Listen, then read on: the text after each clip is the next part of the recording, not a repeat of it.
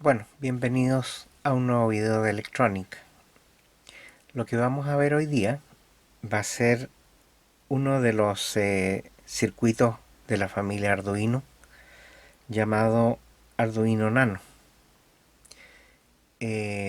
Normalmente Nano es una denominación que se utiliza en electrónica para designar valores que son del orden de las potencias negativas de 10 elevado a menos 9. Por lo tanto da una idea de un aparato que es pequeño. Aquí en la pantalla ustedes pueden ver un Arduino Mega, que es uno de los más grandes que tiene Arduino. Enseguida tenemos el Arduino Uno, que es, diría yo, el más popular de todos los Arduinos. Y enseguida tenemos el Arduino Nano, que si bien no es el más pequeño de los Arduinos, de la familia Arduino, es un equivalente pequeño del Arduino Uno, que es este de acá. Existe otra versión más pequeña aún, que es el Arduino Micro, que es este que tengo aquí, que es una versión más pequeña aún, pero que necesita acoplarle esta unidad, que en el fondo es un medio de comunicación de datos entre el USB y la comunicación TTL. De ahí les voy a explicar de qué se trata eso. Bueno, normalmente el Arduino trae circuitos integrados de la familia Atmel, que es la que fabrica los integrados del microprocesador que trae incorporado el Arduino.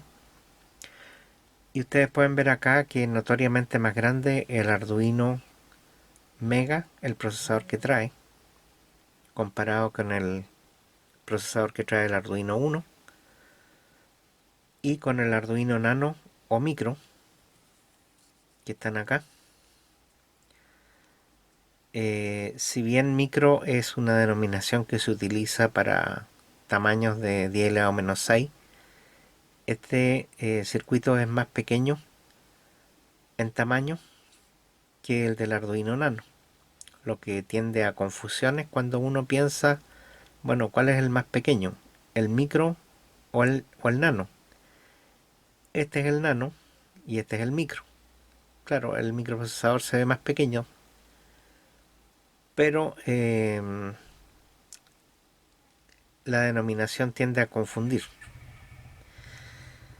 Bueno, yo lo voy a mostrar ahora cómo se llegó a tener estos microprocesadores. Originalmente nosotros teníamos circuitos que se les llamaban circuitos integrados discretos. Aquí por ejemplo tenemos uno que es el 555, del cual yo hice un video y les voy a mostrar más o menos cómo era internamente.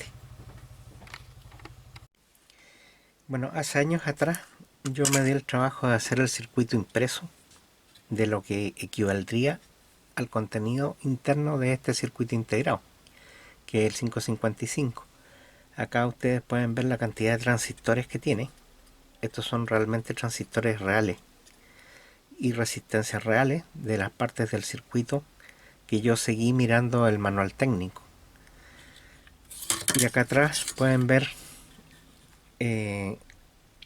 la parte del circuito impreso, que la fui dibujando a mano, siguiendo también el circuito original del manual. Ahora yo esto lo hice, según lo que tengo marcado acá, el 27 de septiembre del año 2014, o sea, hace 5 años atrás. Nunca llegué a terminarlo porque en realidad era más una idea, si podemos decir, académica, de ver cómo iban instaladas las piezas en el interior de este circuito integrado. Es uno de los primeros circuitos integrados que se hicieron, me parece que cerca de los años 70, y hasta el día de hoy sigue vigente. Con este circuito integrado se pueden hacer osciladores, circuitos de tiempo y un montón de otras aplicaciones. Pero está ligado a un hardware, o sea, hay que ponerle piezas alrededor que están fijas para poder hacer circuitos con él. Bueno, pasaron los años y se hizo un circuito integrado ya programable. Este es un Z80, que es un circuito integrado de los primeros computadores electrónicos que se hicieron por allá por los años 80. Esta es una CPU. Bueno, y se llegó finalmente a lo que se usa hoy en día, que son los microcontroladores, que si bien es cierto no se usan para computadores, permiten programar la circuitería en vez de estar haciéndolo por hardware. O sea, en vez de estar poniendo un circuito con componentes alrededor, uno puede hacer la funcionalidad equivalente programando uno de estos circuitos. Estos circuitos tienen varias ventajas sobre los circuitos integrados discretos, pero obviamente todavía se utilizan estos circuitos porque hay veces en que uno puede utilizar este tipo de circuitos para hacer algo pequeño y no usar este tipo de circuito que, si bien es cierto se podría programar, sigue siendo más grande que el circuito pequeño. Bueno, en la actualidad también hay otras cosas que utilizan estos circuitos integrados. Les voy a mostrar otra aplicación. Por ejemplo, si uno mira esta pantalla, esta es una pantalla LCD de 32 dígitos o carácter alfanumérico en realidad, que están disponibles en dos líneas. O sea, hay una línea de 16, otra línea de 16, y ustedes han visto que esto se puede conectar al Arduino, trae unos pines, y generalmente hay unos shields que uno los puede conectar directamente sobre el Arduino, que se pueden enchufar acá en los terminales, y incluso trae unas botoneras que permiten conectarlo.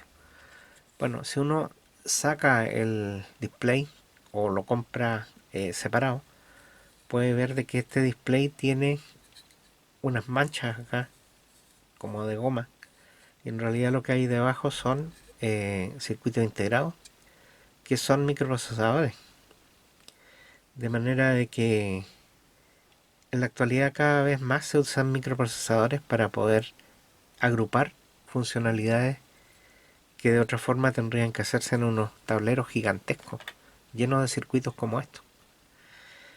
Entonces, bueno, se ha llegado a miniaturizar todo. Ya un circuito como este, que es el Arduino Nano, trae el mismo circuito integrado o microprocesador que trae el Arduino Uno, pero en un tamaño bastante más reducido, lo que permite hacer cosas miniaturizadas. En este caso, este circuito tiene 42 milímetros aproximadamente por unos 16 milímetros y una altura de 1, prácticamente 1 centímetro, o sea 10 milímetros.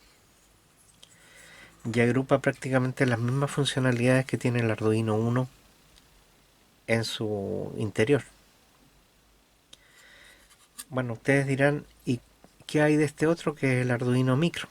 Bueno, la primera diferencia es que este aparato contiene en su parte posterior un circuito integrado que pueden ver ahí, cuya función es poder comunicar el Arduino por medio de la puerta USB hacia el computador. De esa forma uno puede ingresar al programa por acá, y una vez que está listo el Arduino Nano queda con la programación hecha.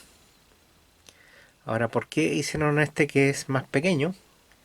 En que uno dirá, bueno, es más pequeño, pero es bien poco menos la funcionalidad que tiene. Bueno, lo que hicieron en este otro, en el micro, es que le sacaron el circuito integrado de comunicaciones, de manera de que uno tiene que conectarlo con este otro circuito, y una vez que queda programado, simplemente uno lo saca y tiene la ventaja de que si uno lo va a ocupar en una aplicación muy pequeña y no va a volver a cambiar su programación, puede quedar en un tamaño más reducido que el nano. De manera que ahí tiene la explicación de por qué se hizo esta otra versión más pequeña. Ahora, personalmente, a mí no me gusta esta versión porque este circuito que hay que acoplar aparte es muy difícil hacer de que esto se sincronice para que pase el programa desde el USB hacia este otro circuito. Básicamente hay que apretar el botón de reset antes de que empiece a comenzar el cambio, el paso, y hay que soltarlo en el momento justo cuando empieza a pasar el programa. Eso hace que es muy difícil sincronizarlo y yo personalmente no he logrado nunca poder traspasar un programa a este circuito. De manera que este lo tengo descartado. Bueno, la idea ahora entonces es utilizar este y les voy a mostrar cuáles son los pines que se utilizan y su equivalencia con los pines que tiene el Arduino Uno. Por eso que ahora les voy a empezar a mostrar imágenes más cercanas del Arduino Nano y algunas tablas y algunos esquemas que he obtenido desde internet y que se los puedo compartir si ustedes lo desean. Vamos entonces a mirar ahora en detalle los pines del Arduino Nano. Bueno, ahora estoy haciendo un zoom del circuito del Arduino Nano y ustedes pueden ver que en la parte baja hay un pin llamado BIN, que es la fuente de alimentación no regulada, y esta fuente de alimentación acepta un voltaje entre 6 y 20 voltios, pero está recomendado incluso por los fabricantes de utilizar no más allá de 7 voltios. ¿Y eso por qué? Porque detrás nosotros podemos ver acá un regulador de voltaje. Ese regulador de voltaje, que lo voy a mostrar aquí, está conectado directamente al pin BIN y lo que hace es aceptar el voltaje entre 6 y 20 voltios y bajarlo en la otra pata a 5 voltios. Pero ¿cuál es el problema que tiene? Que esto no tiene un disipador de calor, de manera que si esto sobrepasa durante mucho rato un consumo mediano, se va a sobrecalentar y termina quemándose. De manera de que no está recomendado usar más allá de 7 voltios. Bueno, también por supuesto este aparato se puede alimentar por el USB. Aquí tiene un terminal. Les voy a mostrar acá en la pantalla cómo se llama el terminal. Y hay que utilizar por supuesto un cable que tenga como entrada el formato normal del cable USB, que viene a ser este. Este es el cable normal que se conecta al computador. Y a la salida tiene este otro tipo de enchufe que corresponde exactamente al tipo de enchufe que tiene el terminal del Nano. No hay que confundirlo con el terminal que se usa actualmente en los celulares, que es un poco más pequeño. Ese es el otro formato actual, pero el que necesita el Arduino Nano es este. Bueno, volviendo a los terminales que trae. El terminal a continuación es un terminal de tierra, que es el tierra, el negativo. Enseguida tenemos un terminal que está marcado como RST, que significa reset, y ese reset se utiliza cuando el microprocesador se cuelga o uno quiere hacer que parta de nuevo el programa. Entonces uno conecta el reset a tierra por medio de un interruptor generalmente. En este caso también trae uno el circuito, que es ese. Si uno presiona ese botón, lo que está haciendo en el fondo es conectar el reset con la tierra. Con eso parte nuevamente el procesador. Después tiene un terminal de 5 voltios. Ese terminal de 5 voltios es para alimentar directamente con 5 voltios desde una fuente regulada de voltaje. de tal forma que uno puede ingresar directamente el voltaje al circuito. Voy a correr un poquito esto. Bueno, después hay unos terminales denominados A0, A1, A2, A3, A4, A5, A6 y A7, que son terminales análogos. Con estos terminales uno puede recibir señales análogas y a diferencia de las digitales que aceptan unos y ceros, las análogas permiten medir, por ejemplo, procesos continuos, por ejemplo, medir una temperatura. Una temperatura se podría medir entre un voltaje entre 0 y 5 voltios y hacer una conversión por medio de una regla de 3 y de esa forma poder leer esa información que es continua y transformarla a un valor de temperatura o de luz o de otro tipo de medición. Después tenemos más acá un terminal que dice RAF. Eso es una referencia de voltaje. Normalmente uno puede convertir, por ejemplo, estar midiendo valores de 0 a 5 voltios, pero uno quiere tener una referencia de 1 voltio para poder comparar y decir, bueno, con este voltio puedo certificar de que los valores medidos están dentro de un rango. Por ejemplo, para medir voltaje, uno podría hacerse un tester que mida voltaje y meterle un valor que sería un valor patrón de voltaje, por ejemplo un 1, 1 voltio, y comparar los valores medidos con las puertas analógicas y decir, bueno, si este es 1 voltio, lo que estoy midiendo acá entonces corresponde a tal voltaje. Y de esa forma uno podría leer voltaje. Después tiene un terminal que se llama 3V3, que lo que hace es permitir alimentar otros circuitos que pueden funcionar con 3,3 voltios. Y de esa forma se le puede enviar voltaje para alimentar otros circuitos. Este no es un terminal para recibir 3,3 voltios, es para entregar 3,3 voltios. Después tenemos acá un terminal D13 que corresponde a un terminal digital. Este nano, al igual que el Arduino, tiene 14 pines de entrada y salida digital. Y este es uno de ellos, el digital 13. Bueno, si yo muevo ahora para el otro lado, lo voy a girar. Aquí podemos ver los otros terminales que están denominados aquí de 2, de 3, de 4, de 5, de 6, de 7, de 8, de 9, de 10, de 11 y de 12. Bueno, y al otro lado vimos que estaba el 13. Bueno, de estos terminales se pueden usar para entrar o sacar señales digitales. Y de los terminales del total de 22 terminales que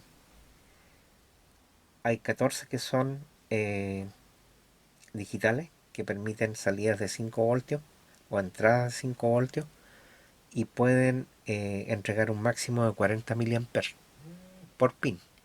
Ahora está recomendado que no se utilice más de 20 miliamperes por pin porque podría llegar a destruirse el circuito. Ahora, de los pines A0 a A5 también se pueden utilizar como terminales digitales. O sea, si volvemos atrás y vemos el terminal 0 hasta la 5, también se pueden usar como terminales digitales. Y eso se hace cambiándolo por programación. Ahora, el A6 y el A7 solo se pueden usar como análogos. O sea, los que están aquí y ahí solamente se pueden usar como análogos. Ahora, de los digitales, hay 6 que proporcionan salidas PWM, que es una programación de modulación de ancho de pulso. Y esos terminales se utilizan generalmente para manejar circuitos, por ejemplo, para cambiar la velocidad de un motor o para cambiar la intensidad lumínica de un LED. Eso lo pueden ver en algunos programas que he hecho yo o en algunos circuitos que he hecho con programación PWM, eh, en otros videos que tengo en mi canal. Bueno, los terminales análogos, volviendo a los análogos aquí atrás, tienen una resolución de hasta 10 bits. O sea, se puede segmentar lo que se va a medir desde el 0 binario hasta el 1024 en binario. Y de esa forma uno puede hacer equivalencias de 0 a 5 voltios. Así que esa es la forma como se hacen las mediciones. Después tenemos, tenemos en este otro lado, tenemos un terminal de tierra, que es el GND, que es otro terminal de tierra que se puede usar de la misma forma, están conectados. Después tenemos otro reset y después tenemos un terminal RX y un TX. Este además corresponde al de 0 y al de 1. El TX y RX son los terminales que se utilizan para la transferencia de datos desde el PC. El TX de transmisión y el RX de recepción. Entonces, de esa forma, cuando el programa está ingresando al circuito integrado para almacenarlo, estos dos pines están funcionando a través del cable USB. ¿Qué otra cosa tenemos acá? Tenemos estos 6 terminales que hay en este lado. Son terminales que se utilizan para la comunicación ICSP, que significa In-Circuit Serial Programming. Y los terminales son los siguientes. El de arriba a la izquierda es el tierra, GND. El de arriba a la derecha es el RST o reset. El que viene inmediatamente debajo aquí es el SCK. El que está en el medio al lado opuesto es el MOSI. El que está en la esquina inferior derecha corresponde al MISO. Y el que está en la parte inferior izquierda corresponde a 5 voltios. De manera que tenemos alimentación acá de 5 voltios y acá el tierra. Bueno, esa es una forma de programación, el ICSP. De manera de que es una forma de comunicaciones que tiene también este aparato, que el Arduino Uno también lo tiene en las mismas posiciones y que está ubicado en este conector que está al lado del microprocesador. Si hacemos una vuelta por aquí podemos ver en qué parte está ubicado. Bueno, como decía, este circuito, el Nano, tiene las mismas funcionalidades que tiene el Arduino Uno, pero en un formato más pequeño. Ahora, si nosotros miramos al lado del conector, tenemos estos aparatos que se ven aquí, que son LEDs de montura superficial. Este LED está asociado a la lectura, al RX. Este otro LED está asociado a la transmisión. Este LED es el power o potencia. Cuando uno enchufa este nano, va a encender este LED y se va a mantener encendido mientras se esté alimentando. Y por último, este último LED corresponde a un LED que está asociado al Digital 13. De manera que cuando uno hace alguna aplicación, puede conectar el pin 13 y cada vez que pase a un estado 1, este LED se va a encender.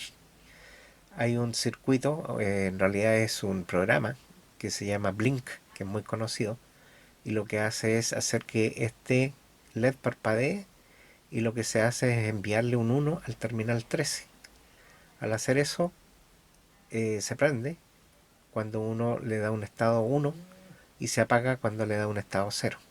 Es el programa más típico que siempre se utiliza para hacer funcionar un Arduino y para probar si está el programa entrando al Arduino.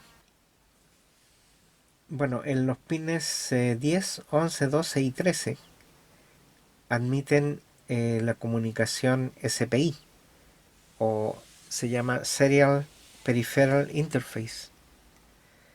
Y en este caso el pin Digital 10 se transforma en el terminal SS. Si nosotros damos la vuelta aquí nuevamente, el pin 10 que está ubicado ahí sería el terminal SS. El 11 que está al lado, este, corresponde al terminal MOSI. El 12 que está acá se transforma en el terminal MISO. Y de esa forma tenemos... y el 13. El 13 que está al otro lado, que lo habíamos visto aquí. El 13 se transforma en el terminal SSK. Bueno, para la comunicación I2C, que es una comunicación por 2 hilos, tenemos los pines A5, que estarían en los análogos, acá. Sería el A5, sería ese. Ese corresponde al SSL, y el A4, que era anterior, corresponde al SDA. Y eso es para la comunicación I2C. ¿Qué más tenemos? El Arduino Nano consume en reposo un total de 19 mA con un máximo de 200 mA.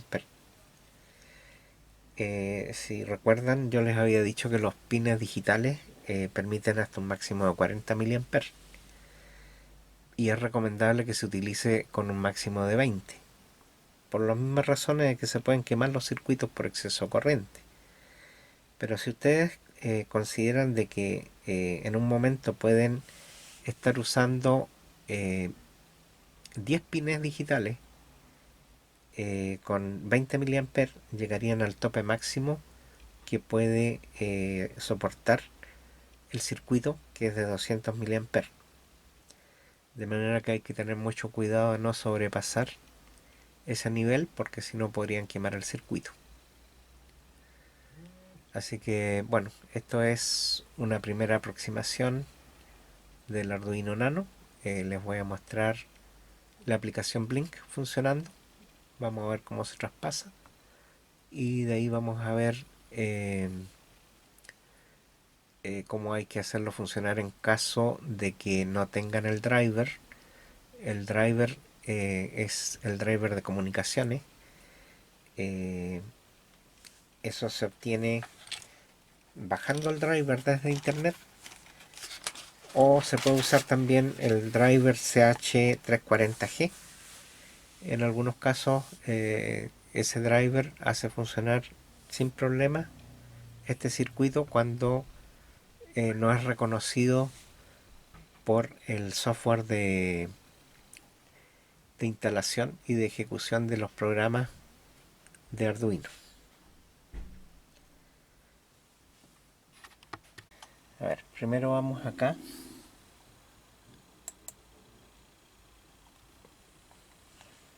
y ubicamos la parte donde está la configuración. Después ubicamos la parte donde están los dispositivos, que se encuentra ahí. Y después de eso ubicamos acá en la lista la administración de dispositivos. Después ubicamos en esta zona la parte donde están los puertos de comunicaciones y las impresoras. Abrimos esto y podemos ver que aquí abajo se encuentra el USB serial CH340, que está en la COM7. Significa que ahí está conectado en este momento nuestro dispositivo Nano. Yo aquí tengo funcionando ya el Nano, conectado al computador mediante el cable. Y ahora vamos a ir a ver el programa del Arduino para poder cambiarlo y ejecutarlo. Bueno, lo primero que tengo que hacer es activar el programa de Arduino.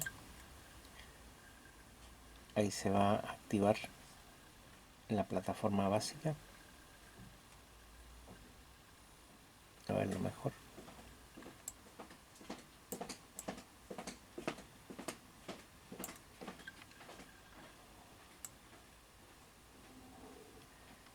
Ahí se encuentra el programa. Podemos ver que se llama Blink.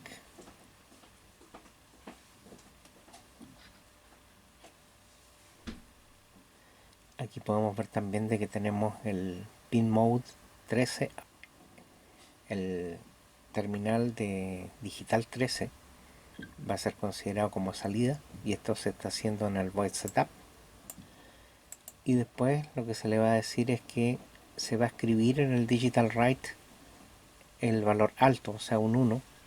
En el digital 13 se va a hacer un tiempo de espera de 100 milisegundos, y después se va a escribir un valor bajo, o sea un 0, y se va a hacer una espera de 3000 milisegundos, que equivale a 3 segundos. Bueno, pero además vamos a ver acá en las herramientas, vamos a ver de que está definida la placa nano.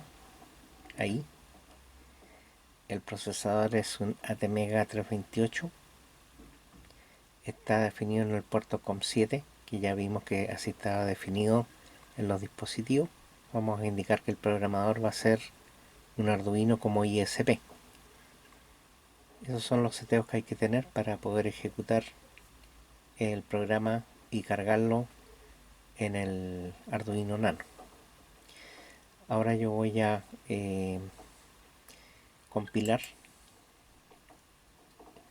Al presionar sobre el indicador de ticket, estoy haciendo que compile.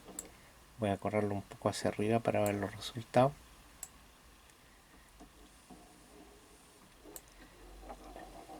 En la parte inferior podemos ver que dice acá Arduino Nano Atmega 328 en COM7. Entonces ahora vamos a transferir el programa al Arduino Nano. Aquí lo voy a poner frente a la cámara para que se vea. Vamos a presionar la flecha y ahora está haciendo la compilación. Ahí acaba de transferir el programa y ahora ya va a empezar a ejecutar. Ahí se puede ver de que está aprendiendo por unos cuantos milisegundos, y después hace una espera de 3 segundos para mostrar el programa. Les recuerdo de que tengo una cuenta PayPal. Les voy a dejar ahí el link en caso de que ustedes quieran hacer alguna colaboración. Y también les recuerdo de que ustedes pueden, en el caso que quieran, suscribirse a mi canal y poner una manito arriba si les ha gustado, activar la campanilla para que les lleguen los avisos en caso de que ustedes quieran recibir el aviso de un nuevo video. Y será hasta el próximo video.